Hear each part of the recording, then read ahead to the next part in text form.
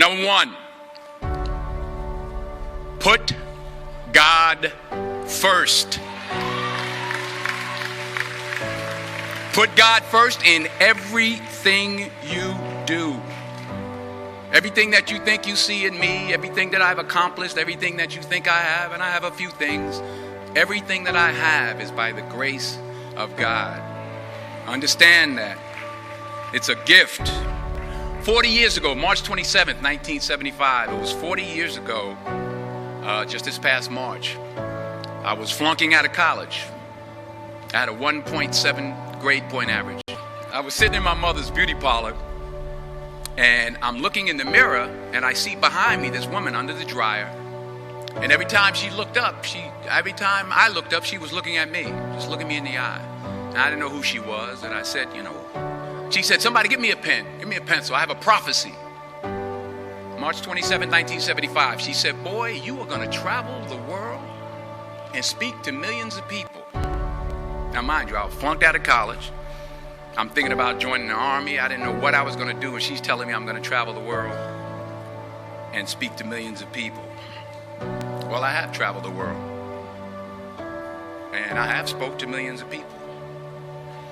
But that's not the most important thing, the success that I had. The most important thing is that what she taught me and what she told me that day has stayed with me since.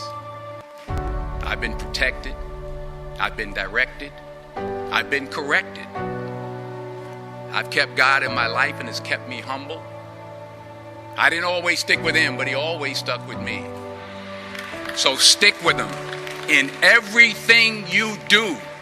If you think you want to do what you think I've done, then do what I've done and stick with God. Number two, fail big.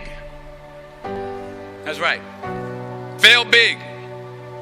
Today's the beginning of the rest of your life, and it can be very frightening. It's a new world out there. It's a mean world out there, and you only live once. So do what you feel passionate about.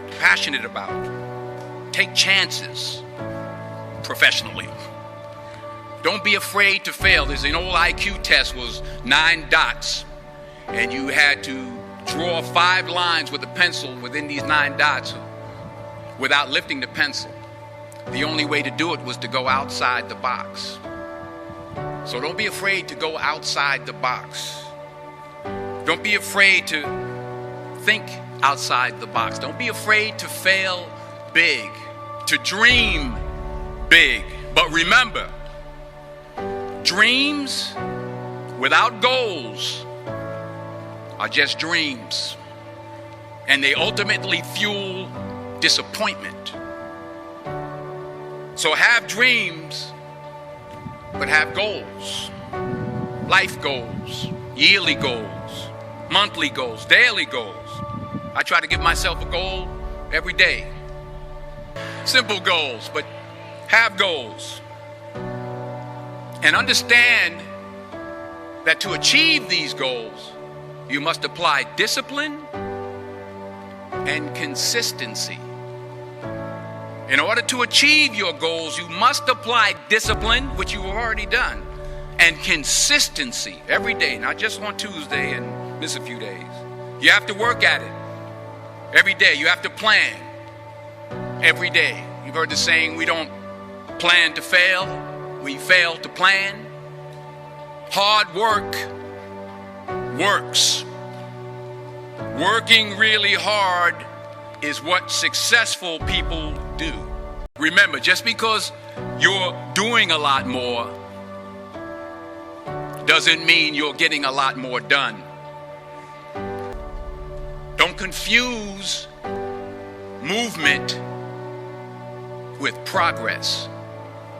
My mother told me, she said, yeah, because you can run in place all the time and never get anywhere.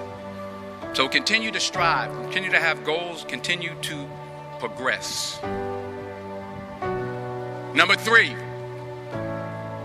you'll never see a U-Haul behind a hearse. I don't care how much money you make, you can't take it with you.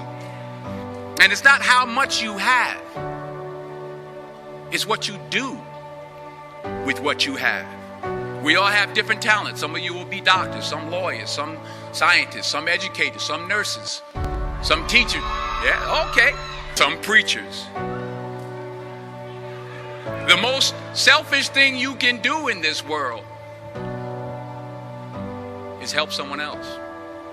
Why is it selfish? Because the gratification, the goodness that comes to you, the good feeling that I get from helping others, nothing's better than that.